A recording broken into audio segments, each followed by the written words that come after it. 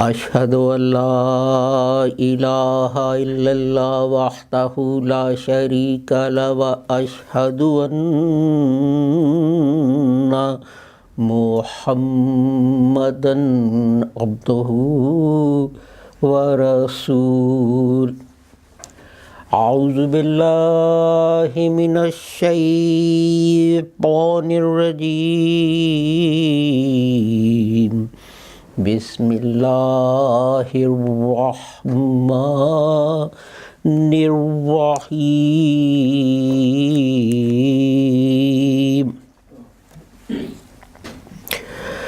الرجال قوامون على النساء بما فضل الله بعضهم على بعض وبما أنفقوا من أموالهم.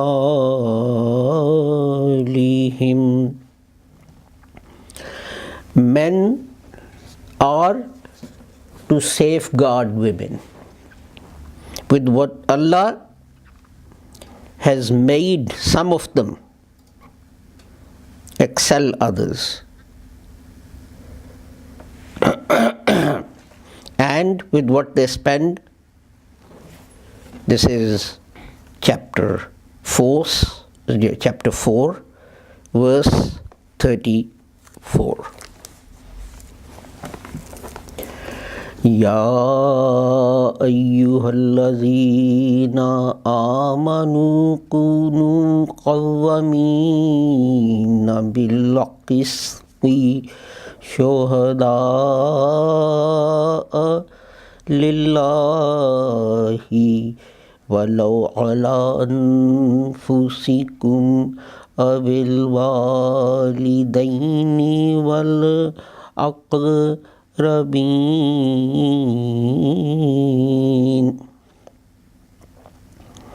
O you who believe, safeguard justice, bearers of witness for Allah, even though it be against your own selves or your parents or near relatives. This was chapter 4, verse 135. And the last one is chapter 5, verse 8. Ya ayyuhallazina amanu kunu qawwamina lillahi shuhada'a bil qist. O you who believe,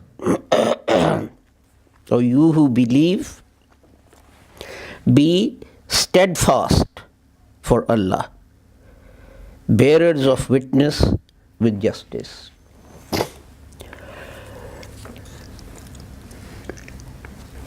I have recited these verses because I want to look at the use of the word Qawamun used in these places, particularly in chapter 4, verse 34. You see, the difficulty people have in understanding the Holy Quran is that the Holy Quran is in Arabic, and Arabic is a language built on concepts. When something new comes along, Arabic does not say, let's invent a new word for it. Arabic says, well, do we have something with which this bears a similarity? And if there is some concept that is similar to this new idea, it may use the same word, or it may actually add something to that word to denote the new idea. For example, shafa'a, to heal. And from that, the word for hospital is made mustashfa'a, the place where I am healed, literally. It becomes a phrase. Although it's one word in Arabic, it becomes a phrase in English when translated, because there is a similarity between what shafa'a tells you, which is to heal, and what is going to happen to you when you go to this place. So literally, it's the place where healing takes place. So, or the place where I'm going to be healed. And this is why, particularly when we look at the Holy Quran, people, I mean, the obvious example I always like to give is later on in the same chapter, the word daraba is used. If you look at the word daraba in the Holy Quran, and you look it up in the dictionary, there are lots and lots and lots of places where it is used. And in many of those, the translation is different. And people are sometimes surprised at this difference in translation.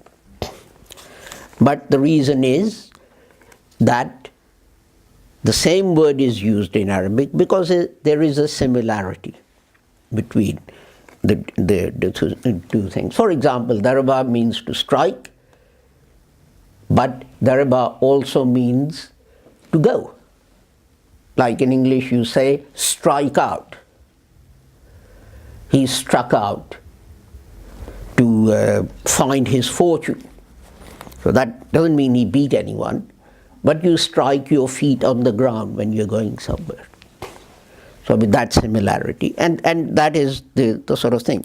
And I want to look at this word kawamun for this reason, that in the West, certainly since I arrived for the last 40 years, two things have been said, and that is that women in Islamic countries are not given any freedom,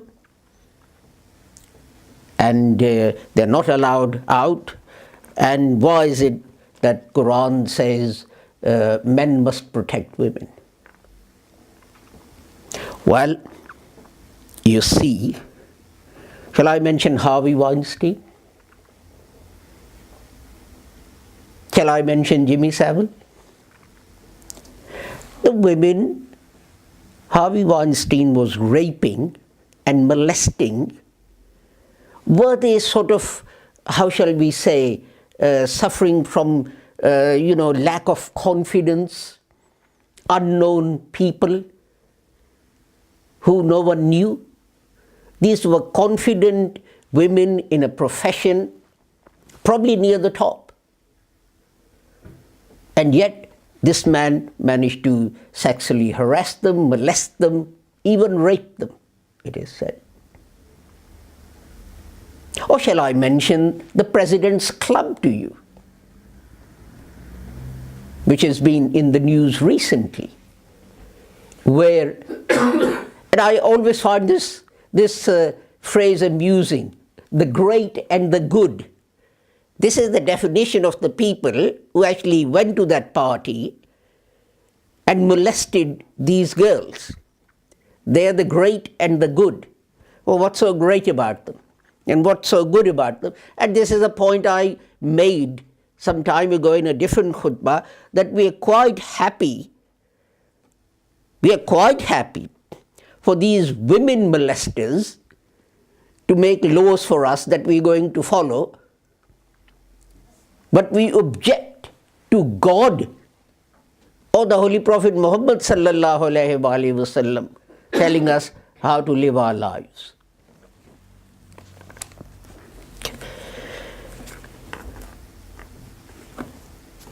Nasir, my younger son, was an excellent football player.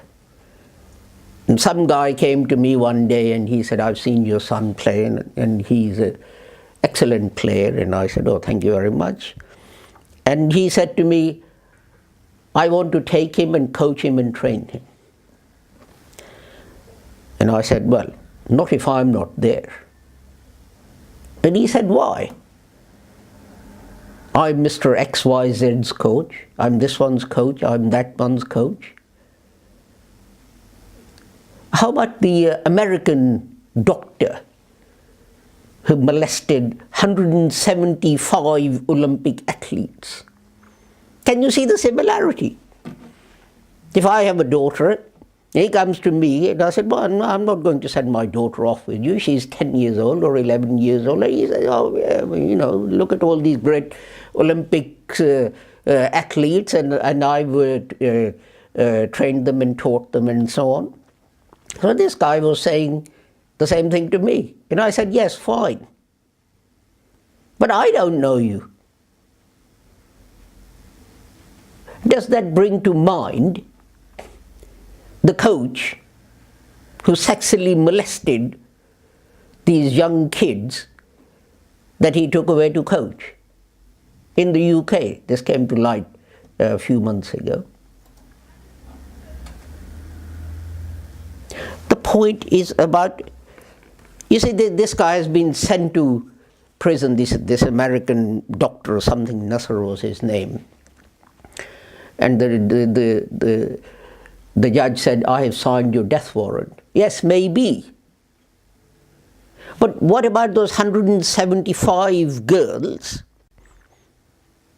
who've been suffering since he molested them and who will continue to suffer psychological damage for the rest of their lives?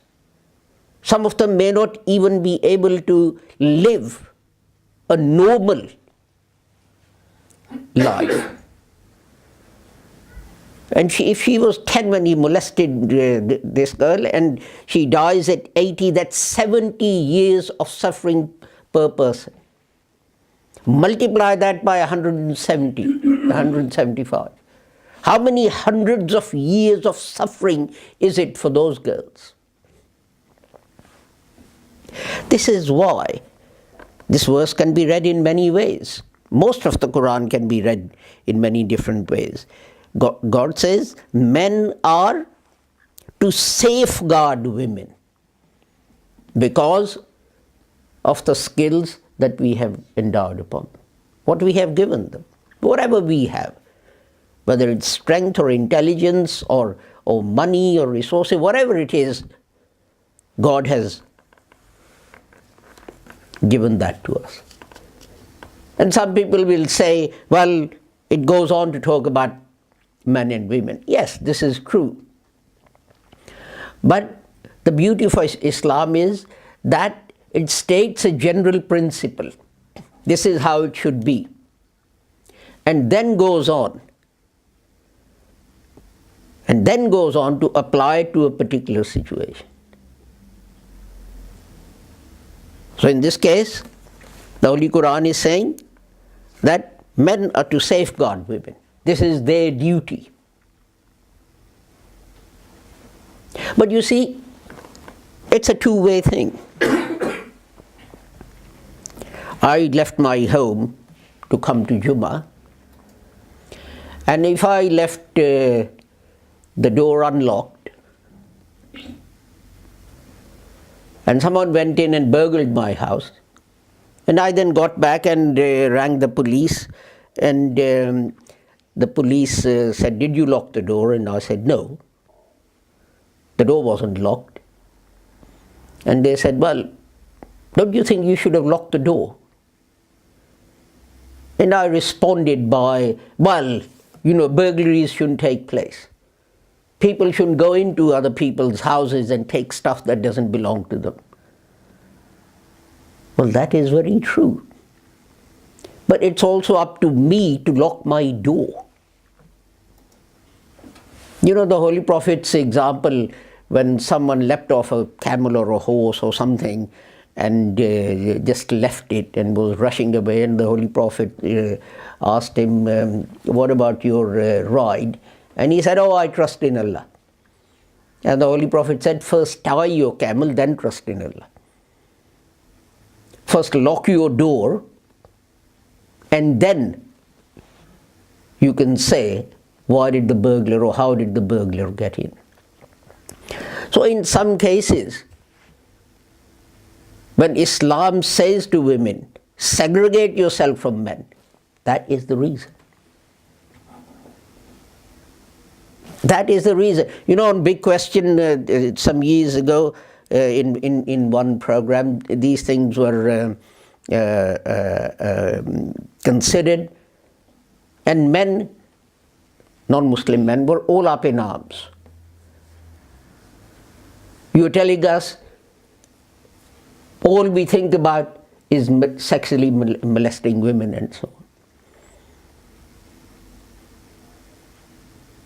Well, Nick, I wonder if you were at the President's Club dinner 2 days ago. And the thing is this thing would have continued to happen if Financial Times hadn't sent a reporter there to report on that, to record everything and report on it. But my other point remains. I request my sisters to respect themselves, to respect their own dignity and their own bodies. Does it not occur to you that when someone is asking you to wear a particular type of dress, what the reason for that might be? Many years ago, there was a case in the employment tribunal, and in those days it was norm for barmaids to wear very low-cut blouses for obvious reasons. And this girl refused, and she was sacked. So she went to the employment tribunal and sought protection. And the tribunal decided in her favor.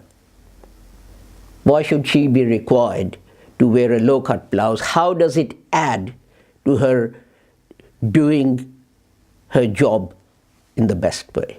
Well, we know, because men wanted to ogle at her. And that's the point that the Holy Quran is making. Men are to safeguard women's honor and their dignity. And I wish these people who'd gone to the President's Club dinner, you say it's very ironic, isn't it? We are going there to do good. We are going to donate money so that women who are molested and have or subjected to domestic violence can leave home, and a refuge can be built for them. So that's what you're donating the money for with one hand, and with the other one, you're groping the waitress who's serving you. Well, what's the point of that charity? And it's very similar to what we Muslims say and do. I'm not exempting ourselves. Do good in this world, why? Oh, you'll get whores in the next world. Some say 72 of them. I don't know what any man would do with 72 whores, but then that's a matter of a separate discussion. So it is for Muslims to point out to the West that yes, you criticize us, but there is good reason. There is good reason for the Holy Quran saying that men and women dress modestly, both of them. Ask the general who was trying to create an army in what are now known as the Gulf states, Dubai and Abu Dhabi and so on. And the uniform they had because of the heat for their own boys, this is the British boys, was shorts. And the Arab boys would not wear shorts. They said it's unseemly. We are not supposed to expose our legs. Exactly the same thing that women say, or that is said to women. It was exactly the same. How wearing shorts was going to make them better soldiers, I don't know, but that's a separate thing. But the point is, both are required to dress modestly. Both are required not to give rise to situations where misunderstandings can take place. I think it was Pence, the American Vice President, who said that if he has to give an interview to a woman, he insists that his wife is present. And everyone screamed and shouted. And I applauded him.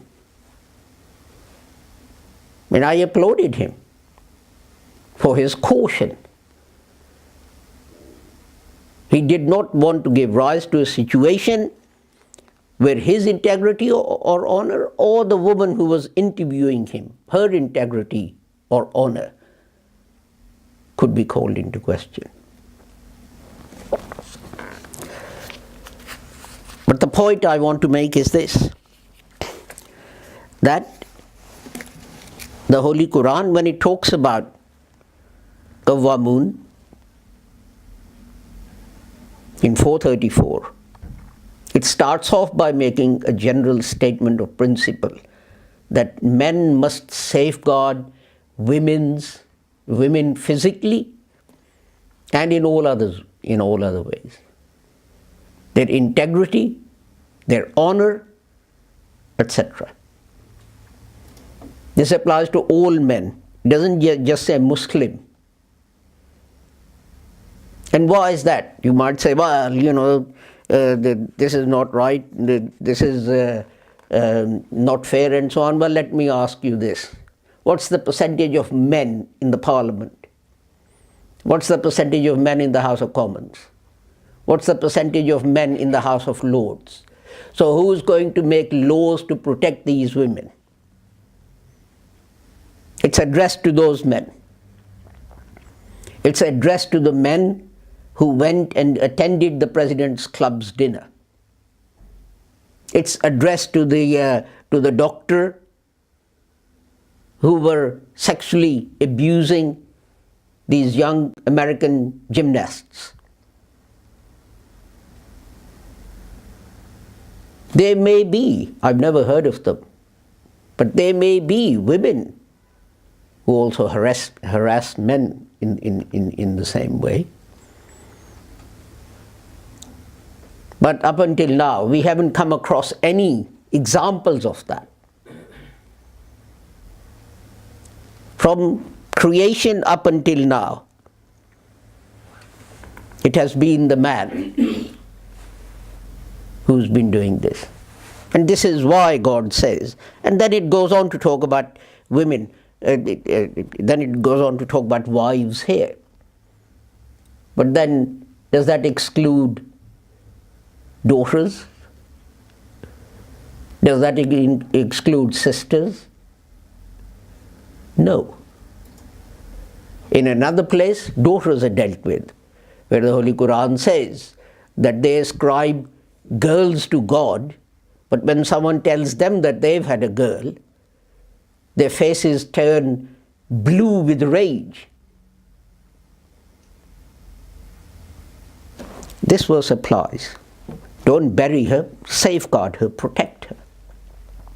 In another place, the Holy Quran says, if your parents are old, if your mother is old, and she says something to you, don't answer back. The only time you are to refuse To obey them is if they ask you to do something that is immoral. Again, the same thing applies to that. I've seen men, and this applies to women as well, abuse their parents, take their pension, and all kinds. But that is a topic for another day. And the worst that I guess you can say that men in general has violated most, and I include Muslims in that, keeping in mind what happened to poor Zainab a few weeks ago. Now you might want to know that the perpetrator was a member of an international pedophile group. And that was what gave rise to his perverted behavior. But here the statement is general. Men are to safeguard women.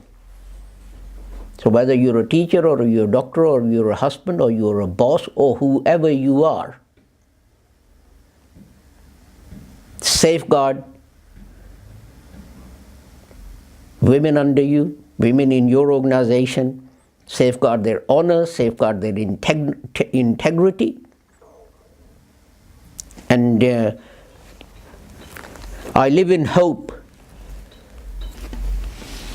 that with what we have seen recently happen in the last 2 years, with Jimmy Savile and Harvey Weinstein and the President's Club and this Nasser guy in the United States, West will reconsider its criticism of Islam and the Quran when the Holy Quran says that we should be very careful not to give rise even to situations where even a suspicion can arise, let alone the actual fact. So let us pray that we learn a lesson from this as well, that responsibility falls much more on men who are Muslims to do so rather than others. The others will have the excuse, we didn't know, but we wouldn't have that excuse.